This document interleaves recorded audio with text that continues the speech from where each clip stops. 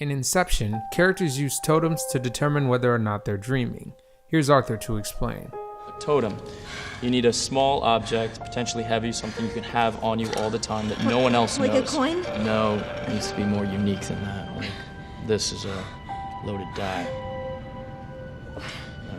I can't let you touch it, that would defeat the purpose. See, only I know the balance and the weight of this particular loaded die. That way, when you look at your totem, you know beyond a doubt that you're not in someone else's dream.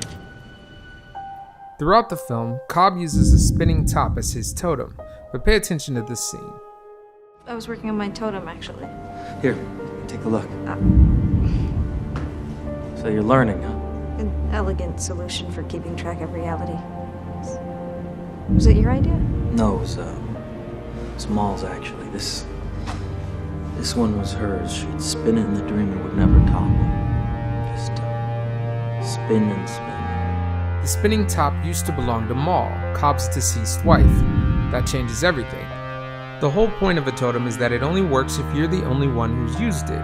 So if Cobb is using Maul's totem, it becomes unreliable, especially when you consider the other clues.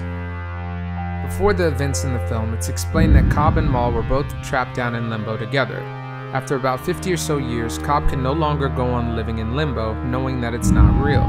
So he plants the idea that their world isn't real in Maul's mind, the very first example of Inception. The idea takes hold, and Maul and Cobb kill themselves to wake up. But even after they awaken, Maul can't fight the feeling that they're still dreaming. Cobb assumes that the Inception just worked too well, and that the idea followed Maul into the waking world. But what if Maul was right? What if they were still dreaming? Cobb explains to Ariadne that Maul came up with the idea to use totems and that the spinning top belonged to her. So what if Maul came up with the idea to use the spinning top right before she and Cobb were trapped down in limbo?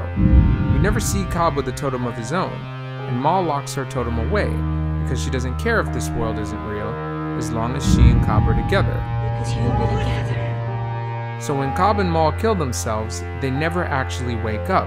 They're still in a dream. They've just gone up one level. But because Cobb has no way to test his reality, Maul's attempts to convince him that they're still dreaming don't work.